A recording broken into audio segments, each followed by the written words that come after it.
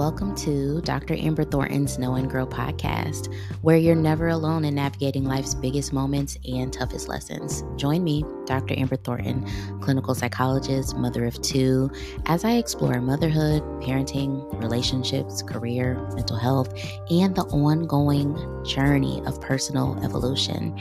No, it doesn't stop. These conversations will absolutely make you laugh, may make you cry, will get you to reflect, but more importantly, you'll grow and we'll get to grow together. So I'm glad you're here and I hope that you'll come back. Tune in weekly for informative, thought-provoking, inspiring conversations right here with me. Hey, it's another episode of Dr. Amber's Know and Grow podcast. I hope that you are doing well. It's so good to see you all again and to talk with you all again. I have so been enjoying this process of this podcast. It literally, I kid you not, I'm not even joking. If you're on YouTube, I hope you can see it in my face. Like, it literally is one of my favorite parts of the week now. I usually record every Tuesday morning. After getting ready for work, right before I get my kids ready for school. And it's literally just, I love it. I love this time of day. I love this time of my week. And then throughout the rest of the week, I get to edit and make sure that the episode is okay. And then you all get to hear it. So thank you for being here. Thank you for tuning in. This week, I think is going to be really special on the podcast, this episode. I'm really excited about it because we're going to do a few things today. First, we're going to start off with our astrology segment, which I'll do in a little bit, but I want to give you a preview of what the rest of this episode is going to be. Today, I am finally sharing with you an excerpt from my new book, A Parent's Guide to Self-Regulation, and I will be reading the introduction of the book to you here on the podcast. So, if you have been curious about the book, if you've been wondering if it's for you, I think from hearing this introduction, you will decide whether this book is for you, and I suspect that it will be for you. So I hope that you enjoy it. But before we get into that, let's talk about astrology. So there were two different things that I wanted to talk about for this segment today, but I'm gonna hold off on one of them and I want to talk about this other one, because the feedback that I have been getting from many of you all when it comes to astrology and these segments is, I'm interested, but I'm still confused. Or I'm interested, but there's still so much more that I don't know, right? And the one thing that I keep hearing from you all and also people in my life is that the one thing that they are kind of stuck on is the houses. So they're like, I got the signs, I kind of understand, my big three, the top three, whatever you want to call it. I know my sun sign, my moon sign, my rising sign. And if you don't know that, y'all, please go figure that stuff out. That's going to be helpful for you. But I'm still confused about the houses. So what I figured we could do is, in the coming weeks of the podcast, we'll just spend a little time in this segment talking about the houses so y'all can finally understand them. Because what is astrology without understanding the birth chart in the houses? You gotta know the houses. So that's what we'll do. And so with this segment, I want it to be fun. It's fun for me. It's fun for you all. And of course, you all know I'm a learner at heart. I'm always trying to learn. So I hope that this can help you learn a little bit and further your journey in astrology, just like I'm furthering mine. So I guess maybe this can be like the introduction of a mini series on astrological houses. That's what we'll do. And so today we won't cover all of them, but I just wanted to preview that for you. In the coming weeks, we will go through all of the houses and we'll talk about what each ones mean and what you should be considering, and how to even think about your birth chart and the 12 houses that are in it, and what that means for you, what that means for the signs, the planets. We'll get into all of that in the coming weeks. We'll do a series on houses. But for today, what I want you to know is this. Everyone has a birth chart.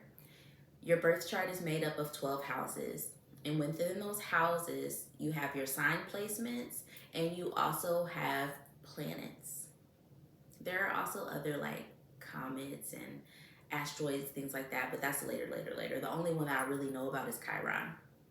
But everybody has a birth chart, Everybody has their own unique house placements, and it's important for you to know what they are. Because again, astrology is so much more than just your sun sign.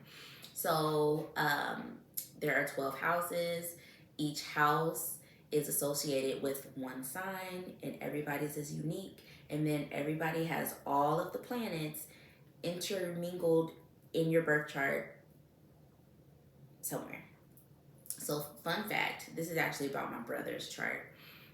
I don't think he, honestly, I don't even think he knows about this. I know his chart way more than he does. He doesn't know. One thing about my brother's birth chart, literally almost all of his planets are in his fourth house, which is scary. Very scary. So I'm gonna have to talk about him. I'm gonna have a talk with him one day about that. If I showed you his chart, you would be like, whoa, like everything is condensed into this one house. But other people have their planets scattered throughout all of the houses, right? It really just depends.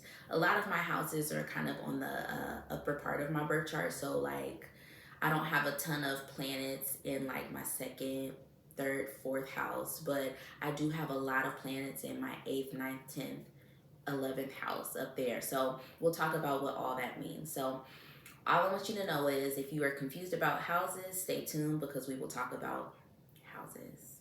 And in the meantime, this is what I want you to do so you'll understand what I'm saying. Go to the Pattern app. You could go to Astro King. Go to some site, some service, some website. Get your birth chart so that when we start talking about these houses, you'll see exactly what I mean. Okay, I'm excited for this segment. Stay tuned. So, today I have the pleasure of sharing with you an excerpt from my new book, A Parent's Guide to Self-Regulation, a practical framework for breaking the cycle of dysregulation and mastering emotions for parents and children. This is such a special book for me, such a special project that I've been able to work on since the middle of last year for a few reasons. One, because it's my first book, of course, so the first one is always special, right? But also it's been very special and personal to me as well, because as you all know from what I've shared online, this journey of thinking through what it means to be a parent who is also self-regulating properly, and not dysregulated, that was personal for me because that was always my challenge as a new mom. And so this book has allowed me to take myself on a journey of really recognizing that I had some issues when it comes to self-regulation. I had very big issues with dysregulation. I was often overwhelmed, overstimulated, and didn't really know what to do about it. And the result was me often being a parent that I did not want to be. It was me yelling. It was me snapping. It was me being very short and impatient, and me not being very present, me being very withdrawn, me being irritable and grumpy, and just not who I imagine myself to be when I think about who I am as a mom, especially a mom to these two amazing kids that I have. And so this book took me on a journey personally, and now I'm so excited to be able to share it with you. You know, you as someone who is also a parent and who maybe have had your moments where you are just extremely overwhelmed, extremely overstimulated, touched out, burnt out, dysregulated. And you may not even be using that word dysregulated, but really you're just in a place where you are having trouble managing yourself, your feelings, the things around you, the things in your home, and it's leading you to not be the parent you want to be. This book is for you. I wrote it with you in mind because I was you. And today I want to share the introduction of the book with you. So I am reading from my phone. I'm going to read it to you all. So sit back, take a sip of tea, coffee, whatever it is. I want to introduce this book to you. And of course, if you like this introduction, my hope is that you will go ahead and pre-order your copy of A Parent's Guide to Self-Regulation, a practical framework for breaking the cycle of dysregulation and mastering emotions for parents and children. Okay, are we ready? Let's do it. I'm so sick of this shit, the woman yelled. By now, her partner knew that this was code for, I need a break. At this point, the woman knew she was yelling, but could no longer control it. She marched up the stairs, the pace of her breath faster than ever. By now, her partner had already come to the rescue, consoling the child with a hug and beginning to clean up the mess that was made. Within minutes, the chaotic moment that had just led to her losing every ounce of her cool was cleaned up, and everyone had moved on to the next thing, except for her. I'm so over this. I can't keep doing this, the woman cried while looking at herself in the bathroom mirror. It was at that moment that she realized, yet again, she had yelled at her child. Just the week before, she had apologized and promised that this wasn't going to keep happening. I'm so sorry for yelling. Mommy got frustrated, and I should not have yelled, she said after snapping when he had spilled the milk for the third time that day. It's okay, Mommy. Accidents happen, her child replied, because they watched Daniel Tiger's Neighborhood together, and they've learned that accidents can happen to anyone. Apparently, these child-friendly lessons can also apply to parents. Next time, you can take a deep breath, just like this. He proceeded to offer examples of how to take deep breaths in his tiny toddler chest moving up and down. I will, baby, she said. They had closed the agreement with a big hug, plus more milk and graham crackers to share. How could this keep happening? She wondered to herself. It was starting to feel like no matter how hard she tried, she could never stop yelling. She knew that becoming a parent was hard, but surely not everyone was constantly losing it like this. Her mind raced as she tried to retrace the moments leading up to today's big blow up. The following week, she relayed the story to her therapist. I was in the kitchen, trying to get lunch together for the kids. My son asked to go to the bathroom, so I said, okay. I knew he was probably playing in the bathroom because he always does and was taking so long, but I didn't bother trying to investigate or check in on him because it gave me more time to finish up the lunches. All of a sudden, I heard this water splashing and something falling onto the floor. I was pretty sure he was safe, but just knew he wasn't doing something he should have been doing. She sighed deeply as she continued to tell the story with her therapist listening intently. I finally walked into the bathroom and oh my gosh, I just remember getting so mad. What was it that made you so upset and so quickly? The therapist asked, seeking clarification for what exactly had transpired with her client that day. He was playing with the plunger. Her face held a look of deep disgust at the image of a plunger in her child's tiny hands resurfaced. I immediately started yelling, "What are you doing? Why are you messing with that?" I had lost it. I was so upset I didn't even take the time to listen or really hear the answer for what he was doing or why. I just knew I didn't like it and I couldn't take it. It sounds like this wasn't the first straw, but rather the final one, the therapist said. She looked up at her therapist with confusion on her face and said, "What do you mean?" Her therapist replied, "Well, in your story, you said you got upset so quickly, and often that happens when our coping capacity has already been drained in some way." Instantly, it felt like a light bulb had gone off, and she started naming all the situations, circumstances, conditions, or feelings that had drained her capacity to cope that same day.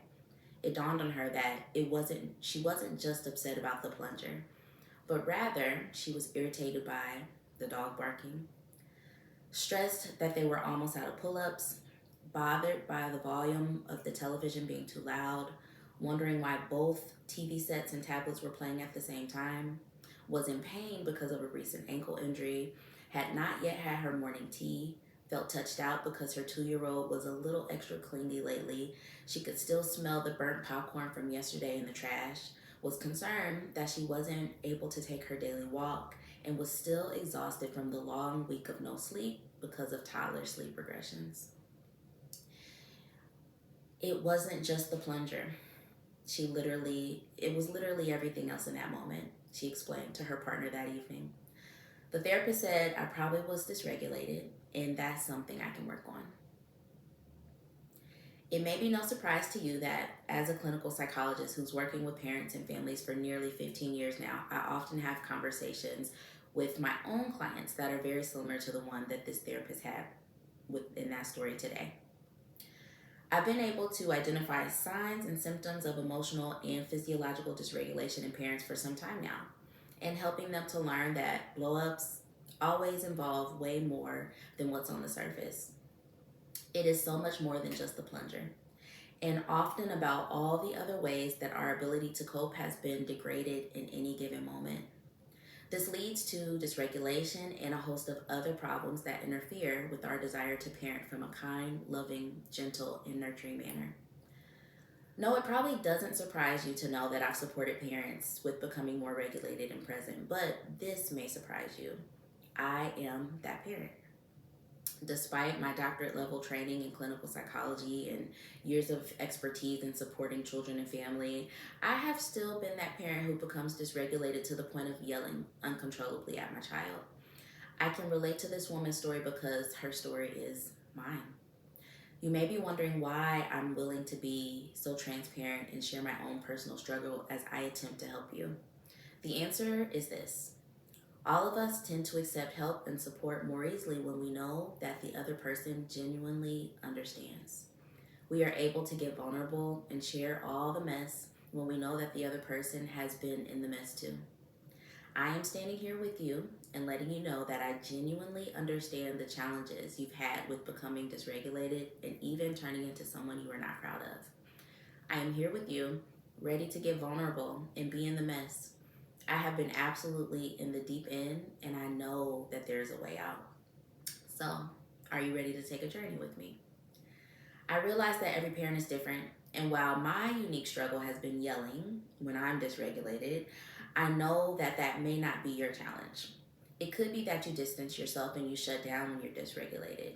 Maybe you zone out into the depths of your phone, scrolling social media for hours at a time, all to keep from having to engage with what may feel like the chaos around you.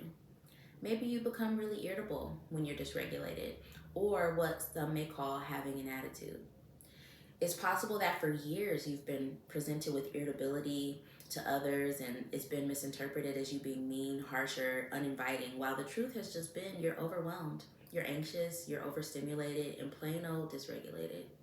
It's also quite possible that dysregulation for you looks like people pleasing, overworking, and completely forgetting about your own needs.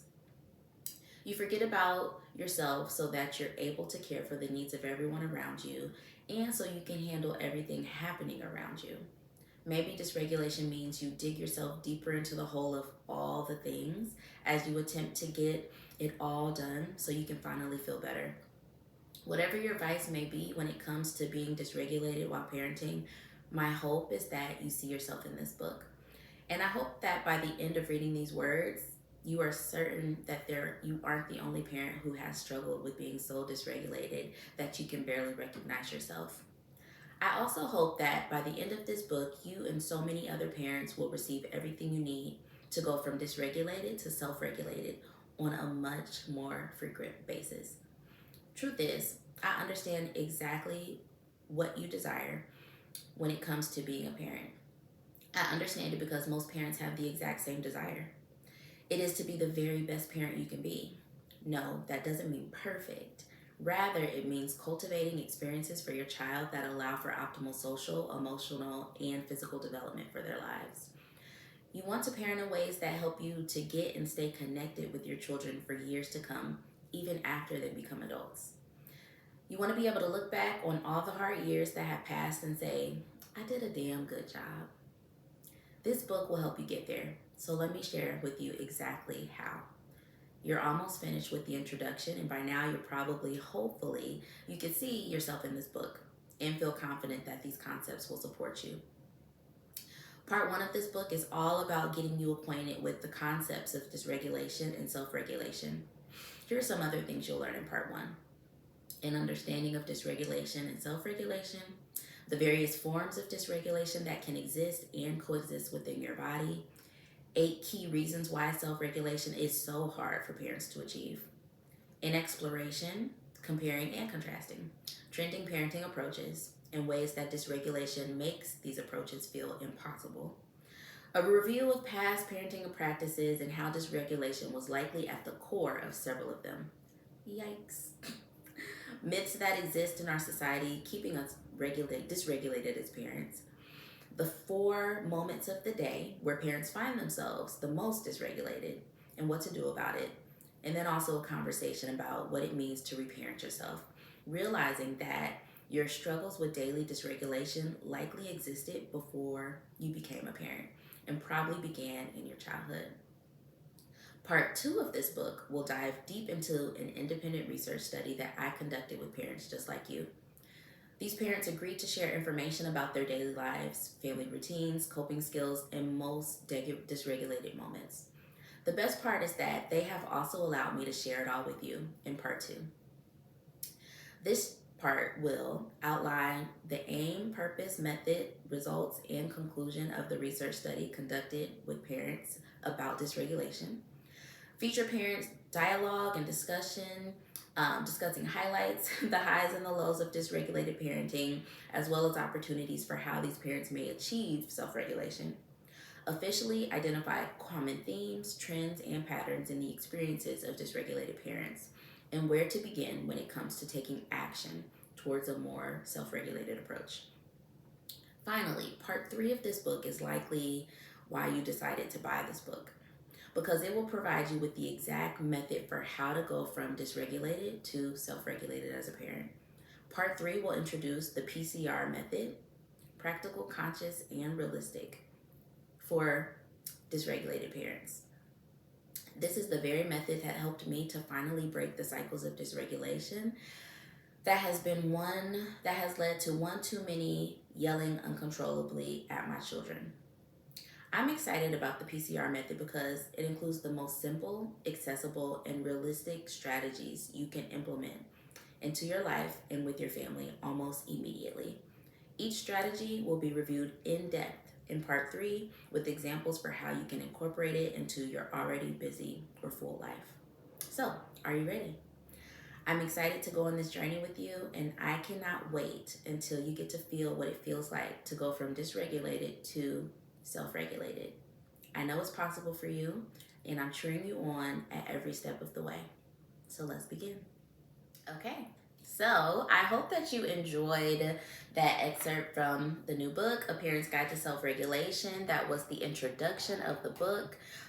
If you enjoyed it, please head to the link in my bio and go ahead and pre-order your copy, because the introduction, I don't know about you, but the introduction feels so full. You can already get a feel for the tone of the book, the mood, the vibe, but also all the amazing things that will help you with the book. So I hope you enjoyed it. Also, let me know in the comments what you think. Shoot me a DM, leave me a podcast review talking about your experience of listening to this introduction of the book. But of course, don't forget to pre-order your copy. So now I am shuffling my deck because I definitely feel like we need to pull an affirmation card, just to, I don't know, solidify what we just did. I just feel like that was so powerful. Especially for me, I think that I have spent so much time in the past year thinking about this book, writing this book. It's been like a big part of my internal process. And so to finally be putting it out in the world feels a little scary, but I know that we are going in the right direction, and this is a really good thing. So shuffling the deck, because I want to know what affirmation will be good for us as we carry on through the process of our day, after having listened to and shared the introduction with you all. Okay, let's see. Actually, this one's feeling good. Ooh, okay. So this one says, I am so grateful to be alive, healthy, and thriving. I am so grateful to be alive, healthy, and thriving. I agree. I feel that way too. I am so grateful to be alive, healthy, and thriving. And I say that because I wouldn't be able to be doing what I'm doing here with you if I weren't alive, healthy, and thriving.